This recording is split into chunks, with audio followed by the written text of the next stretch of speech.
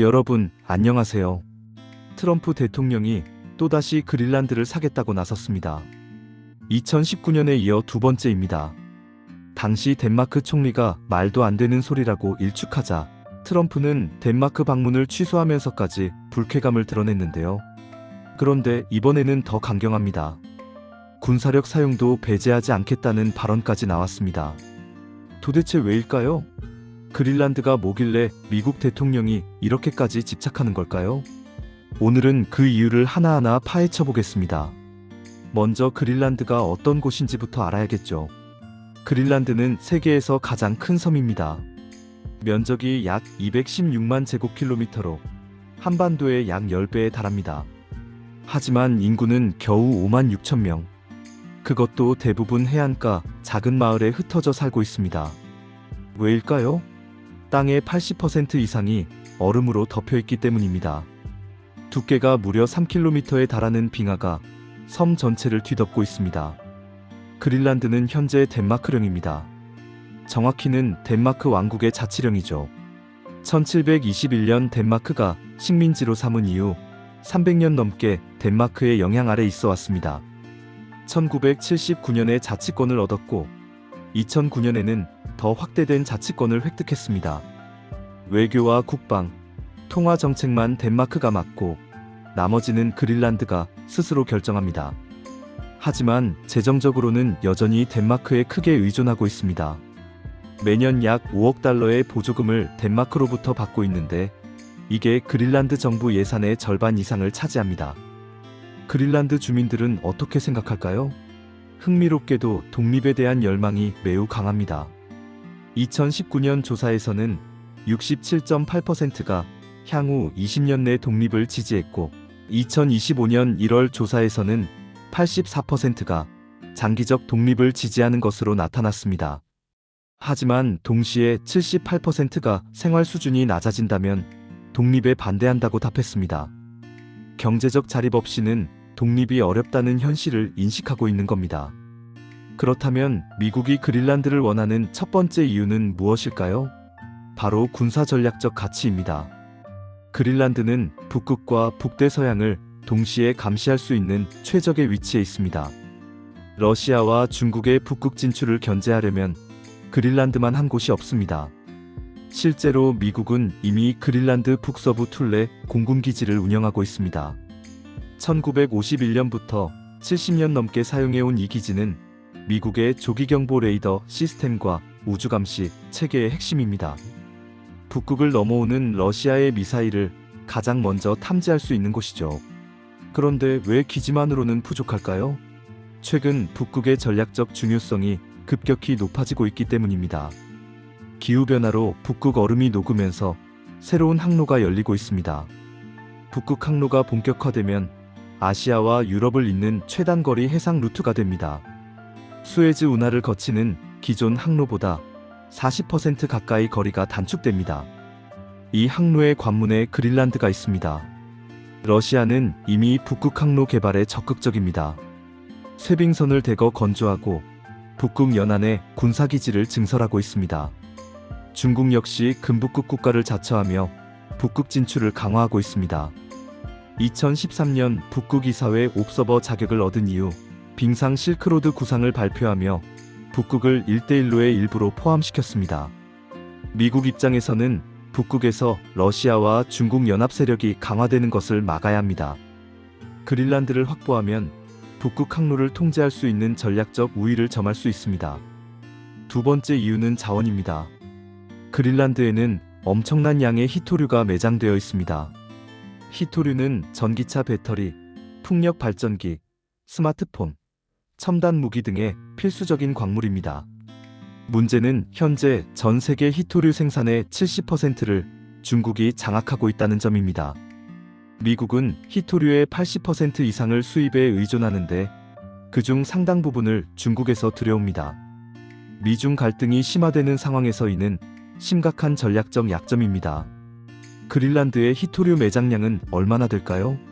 미국 지질조사국에 따르면 입증된 경제적 채굴 가능 매장량만 약 150만 톤으로 추정됩니다. 지질학적 추정 총 자원량은 약 3,610만 톤에 달합니다. 특히 남부의 크바네펠드 광산은 세계에서 세 번째로 큰 히토류 매장지입니다. 여기에는 히토류뿐 아니라 우라늄도 27만 톤 이상 매장되어 있어 세계 8위 규모입니다. 탐브레즈 광산 역시 잠재적으로 세계 최대 히토류 매장지가 될 수 있다는 평가를 받고 있습니다. 문제는 이런 자원을 개발하려면 막대한 인프라 투자가 필요하다는 점입니다. 그린란드에는 도로가 거의 없습니다. 텍사스 3배 크기의 섬의 포장도로가 고작 150km밖에 안 됩니다. 대부분의 마을은 배나 비행기로만 갈 수 있습니다. 광산을 개발하려면 항만, 도로, 발전소를 모두 새로 지어야 합니다. 영하 40도까지 내려가는 극한의 추위도 문제입니다. 건설비가 다른 지역의 몇 배씩 듭니다. 그래서 현재 그린란드에서 실제 가동 중인 광산은 단 2곳뿐입니다. 금광 하나와 암석 광산 하나입니다. 히토류 광산은 아직 하나도 상업 생산에 들어가지 못했습니다. 하지만 장기적으로 보면 엄청난 잠재력입니다. 기후변화로 얼음이 계속 녹으면 접근성이 개선될 것이고 기술 발전으로 개발 비용도 점차 낮아질 것입니다. 세 번째 이유는 중국 견제입니다. 중국은 지난 10여 년간 그린란드에 적극적으로 접근해왔습니다. 2012년 자유무역협정 체결을 추진했고 2016년에는 그린란드 교육문화연구부와 공동연구 양해각서를 맺었습니다. 중국은 2017년 그린란드의 위성 지상국 건설을 시도했으나 덴마크와 그린란드 정부의 반대로 무산되었고 2018년에는 그린란드의 공항 3곳 건설 프로젝트에 입찰했습니다. 중국교통건설공사가 36억 덴마크 크론의 규모의 공항 건설을 제안한 것입니다. 미국과 덴마크는 즉각 반응했습니다. 덴마크 정부가 그린란드에 자금을 지원하겠다고 나서면서 중국 기업의 참여를 사실상 차단했습니다. 2019년 중국교통건설공사는 입찰에서 손을 뗐습니다. 같은 해 홍콩 기업이 남부 이수와 철광산 개발권을 확보했지만 2021년 그린란드 정부가 사업 부진을 이유로 허가를 취소했습니다. 2016년 중국 기업이 폐쇄된 해군기지를 매입하려 했을 때도 덴마크 정부가 안보 우려를 들어 거부했습니다. 왜 이렇게 중국을 경계할까요? 중국이 그린란드에 발판을 마련하면 북극에서 영향력을 확대할 수 있기 때문입니다. 중국은 북극을 인류 공동의 유산이라 주장하며 자국도 북극 문제에 발언권이 있다고 강조합니다. 만약 중국이 그린란드에 항만이나 공항을 건설하면 이는 군사적으로도 활용될 수 있습니다. 실제로 중국은 다른 지역에서 진주목걸이 전략으로 불리는 항만 네트워크를 구축해왔습니다. 파키스탄, 스리랑카, 지부티 등의 항만을 건설하거나 장기 임대하면서 군사적 영향력을 확대했습니다. 미국은 이를 막기 위해 그린란드에 대한 지원을 강화했습니다. 2020년 미국은 그린란드에 1,210만 달러의 경제 지원 패키지를 제공했습니다. 천연자원 개발, 에너지 기술, 교육, 관광 분야에 투자하겠다고 밝혔습니다. 같은 해 1953년 폐쇄했던 누크 주재 영사관을 재개관했습니다. 2021년에는 추가로 1,200만 달러를 지원했습니다.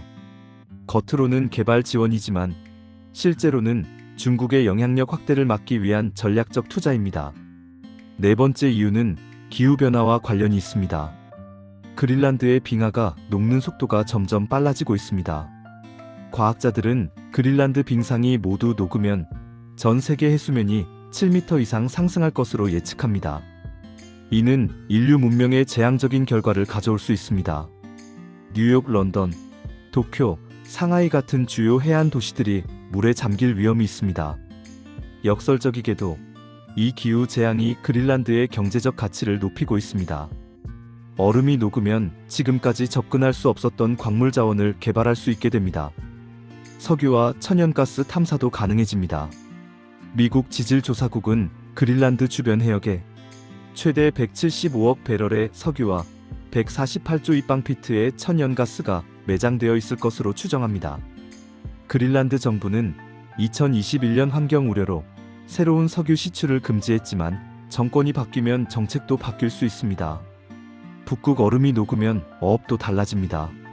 새로운 어장이 생기고 물고기들의 이동 경로가 바뀝니다. 그린란드 경제는 수산업에 크게 의존하는데 기후변화가 이를 위협할 수도, 새로운 기회가 될 수도 있습니다. 관광 산업도 마찬가지입니다. 빙하가 녹으면서 지금까지 볼 수 없었던 풍경이 드러나고 접근이 쉬워지면서 관광객이 늘어날 수 있습니다. 이 모든 변화의 중심에 그린란드가 있습니다. 미국 입장에서는 이런 전략적 요충지를 우방국의 통제 아래 두는 것보다 직접 소유하는 게 훨씬 확실합니다. 특히 트럼프처럼 거래 중심적 사고를 하는 정치인에게는 더욱 그렇게 보일 것입니다. 그렇다면 실제로 미국이 그린란드를 살 수 있을까요? 현실적으로 매우 어렵습니다. 우선 덴마크가 파리사가 전혀 없습니다. 메테 프레데릭센 덴마크 총리는 그린란드는 팔 물건이 아니다라고 단호하게 밝혔습니다. 덴마크 국민 여론도 마찬가지입니다.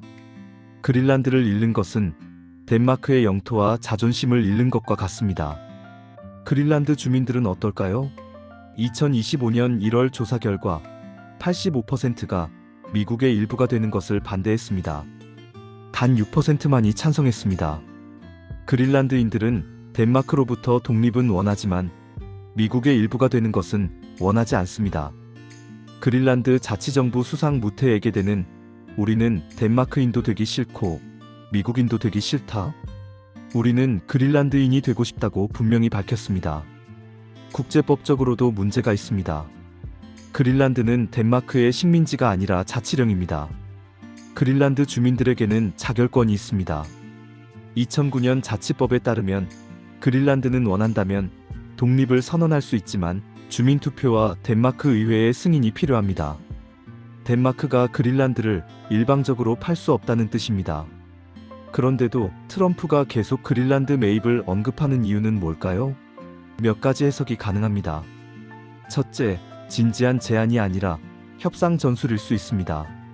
터무니없는 요구를 던져놓고 실제로는 그보다 작은 것을 얻어내는 방식입니다.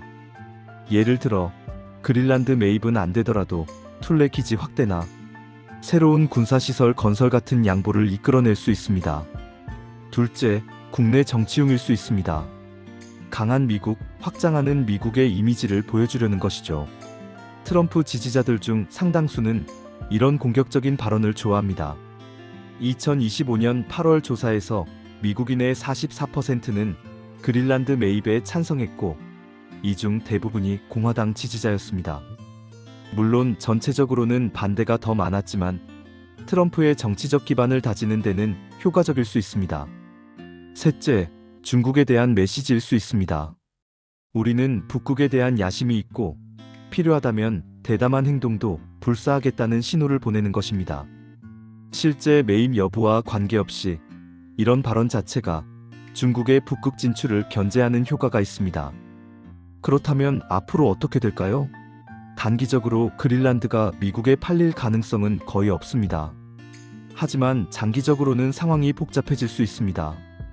그린란드의 독립 움직임이 본격화되면 새로운 변수가 생깁니다. 독립한 그린란드가 재정적으로 자립하려면 막대한 투자가 필요한데 미국이 그 역할을 자처할 수 있습니다. 시나리오를 한번 그려볼까요? 그린란드가 2030년대에 독립을 선언한다고 가정해봅시다. 덴마크의 보조금이 끊기면 그린란드 경제는 즉시 위기에 빠집니다. 이때 미국이 대규모 투자와 경제 지원을 제안합니다. 광산 개발, 인프라 건설, 국방 지원 등을 약속하면서 사실상 그린란드를 미국의 영향권 안으로 끌어들이는 것입니다. 완전한 합병은 아니더라도 푸에르토리코처럼 미국의 자치령이 되는 방안도 있습니다. 물론 이는 어디까지나 가상 시나리오입니다.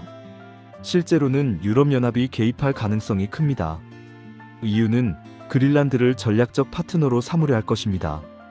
2023년 이유는 이미 그린란드와 원자재 개발 협력 양해각서를 맺었습니다. 독립 그린란드가 EU에 가입하거나 긴밀한 협력 관계를 맺을 가능성도 있습니다. 캐나다도 관심을 가질 것입니다. 캐나다는 북극권 국가로서 그린란드와 지리적으로 가깝고 북극 정책에서 이해관계를 공유합니다. 러시아와 중국의 북극 진출을 견제한다는 점에서는 미국과 같은 입장이지만 미국의 일방적 영향력 확대도 원하지 않을 것입니다. 결국 그린란드의 미래는 지정학적 경쟁의 각축장이 될 가능성이 큽니다. 미국, 중국, 러시아, 유럽연합, 캐나다가 모두 영향력을 행사하려 할 것입니다. 그린란드 주민들은 이런 강대국들의 관심 속에서 자신들의 길을 선택해야 합니다. 독립과 경제 발전, 환경 보호와 자원 개발, 전통 유지와 현대화 사이에서 균형을 찾아야 하는 어려운 과제를 안고 있습니다. 트럼프의 그린란드 매입 발언은 황당해 보일 수 있지만 그 이면에는 21세기 지정학의 핵심 이슈들이 담겨 있습니다. 기후변화, 자원 경쟁, 강대국 패권 다툼, 북극의 전략적 가치 변화. 이 모든 것이 그린란드라는 하나의 섬에 집약되어 있습니다. 앞으로 그린란드를 둘러싼 국제 정치는 더욱 복잡하고 치열해질 것입니다. 우리도 이 흐름을 주의 깊게 지켜봐야 할 이유입니다.